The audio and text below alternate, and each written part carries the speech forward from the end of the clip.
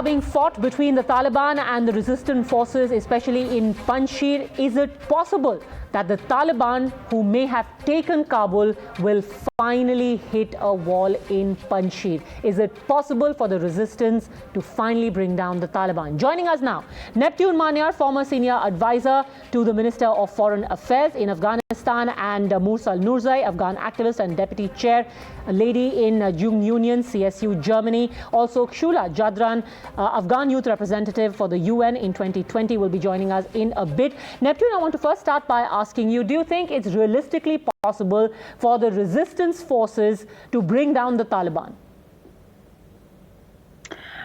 Well, to be honest, I think it will be a bit hard for them because Taliban overtook the entire Afghanistan, like Kabul, in one night. And the resistance will be very difficult, especially because people are very tired of this war and they don't want any war. And the Taliban announced a general amnesty, and also they seem to be willing allow to women and girls to go to school. So I think this resistance is unrealistic, and also I think this resistance should be like afterward, because first they should negotiate with the Taliban to how, if they allow the women and they accept the conditions, if that's so they should join. But instead of using the energy for war again, and they should just talk and negotiate to Taliban and to make them accept the conditions, like women's rights, human rights, and all that. But you think people of Afghanistan, Mursal Nurzai, will take assurances of general amnesty at face value?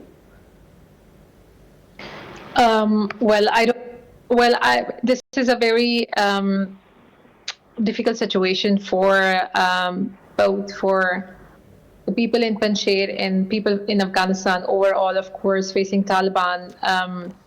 I think it's very hard to believe what Taliban is saying right now, that they will they have changed and they will be reforming their ideologies. However, the facts tells us a different story.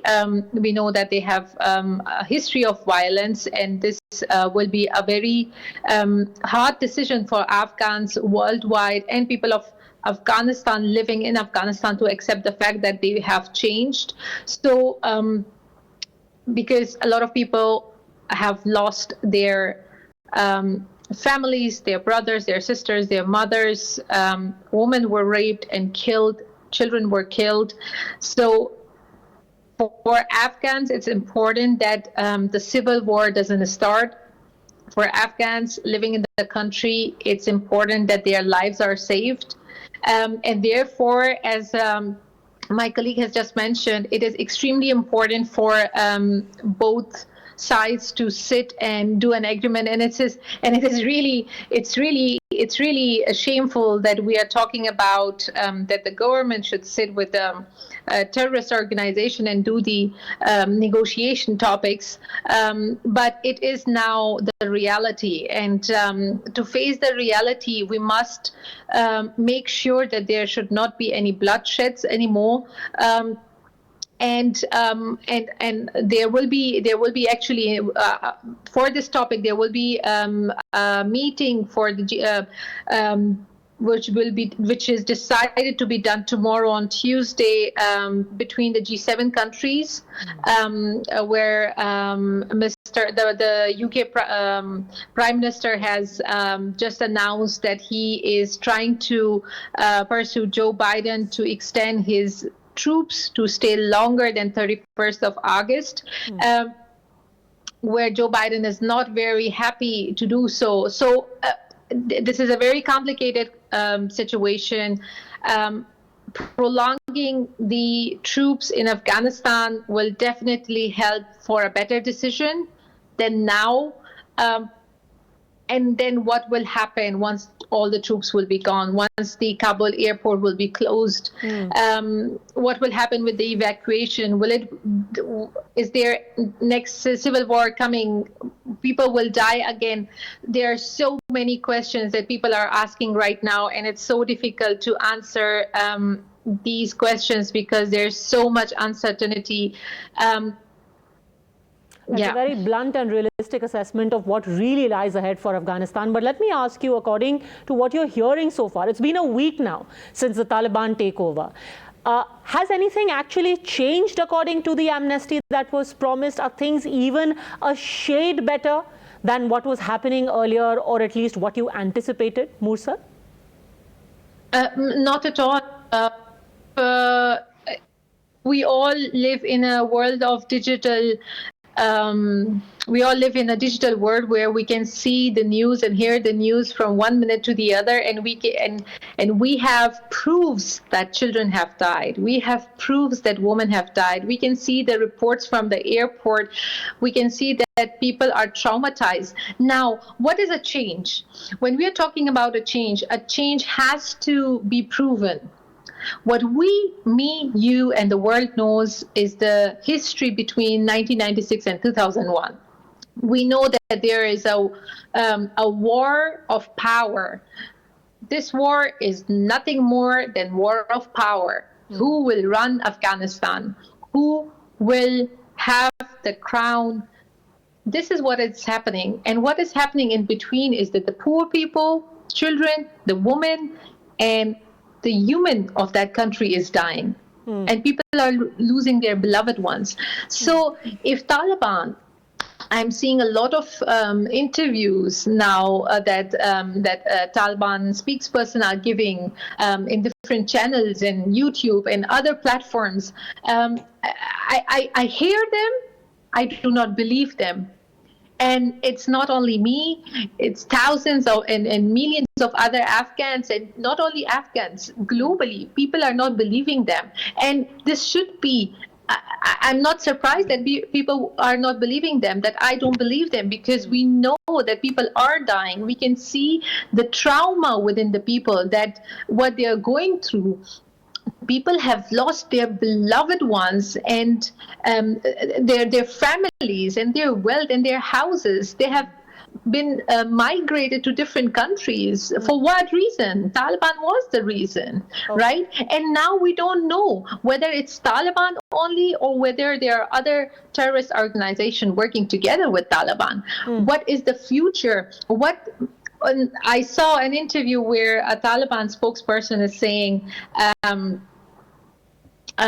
we will. Everyone knows Sharia law, and we will be implementing Sharia law in Afghanistan. Well, yes, you're right. People know what Sharia law is, but please elaborate. What is your content of Sharia law? What Sharia law are you going to allow in Afghanistan? Because it's very important not to go dive in the details of these words and these promises that have been coming from Taliban. We just cannot believe in words. If there will be when they say that women will enjoy all their liberties within the framework of Sharia. So who decides this framework? What does that framework mean for the people who are involved in this case? You know, an important point, Neptune, that was raised by Mursal over here, is Taliban at present operating in isolation, or has it become now a magnet to all the terror outfits in the region? Can you just repeat, please? I couldn't hear properly. Is the Taliban operating in isolation, or has it now become a conglomerate of sorts for the other terror outfits of the Afghanistan-Pakistan region? Well, I don't think that they are as isolated that they were in 1996, because I'm hearing that like China is really to cooperate with them and to invest in Afghanistan. So do Iran, Pakistan, and Saudi Arabia, UAE, and So the international community, like Europe and the US, are just waiting to see if they prove their willingness to adhere to human rights and women's rights. So if they keep their promises and if they do so, I think they will be recognized. And but just the only the Prime Minister of Canada, I heard that he said that he will not accept and recognize the Taliban as before. But the rest are just, it's so ambiguous because we don't know. They don't express openly if we recognize or don't. So for me, they are not isolated at all. Let me ask you this, Mursal. Realistically speaking, do you think that the resistance is not desirable for the people of Afghanistan at this point? And in fact, what could benefit them is being recognized. Is the Taliban being recognized by various countries? Because if that doesn't happen and sanctions are imposed, the civilians will end up suffering. So, realistically speaking, for the benefit of civilians, we do not want Afghanistan to be sanctioned. We do not want Afghans to be sanctioned from moving globally, from doing business, trades, education, etc. However, it will be extremely painful if Taliban will be recognized. And I'm telling you the both sides of the story. If Taliban will be recognized internationally, just the impact of it on the international market and on the international countries, on Afghanistan, on a global world, what will be the impact? There are so many Afghan embassies and consulates globally.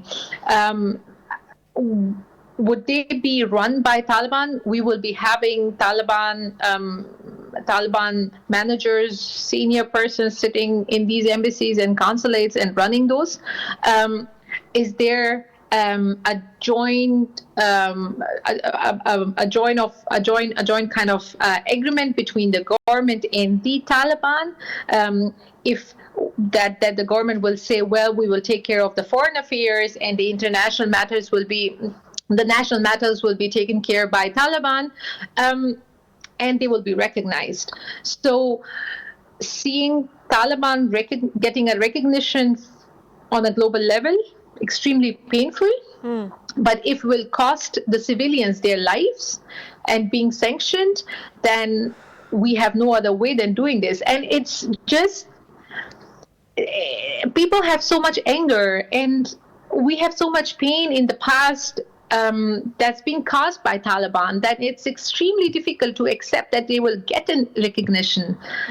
And it's extremely painful to see that we are now in this situation where we are talking to give recognition to an extremist group, which US was fighting since 20 years, which US and so many other countries proved that there are terror groups, that they should be banned and they should be demolished. So it's difficult and it's so uncertain. And what pains the most is the women of that country and the children of that country were losing their beloved ones and their fathers and their sons and their houses. And people are just flooding the country without knowing where they will be going, you know. People are dying. They're so desperate that they have sat on a side wing of a plane and they thought that they will reach somewhere safer. You know, it's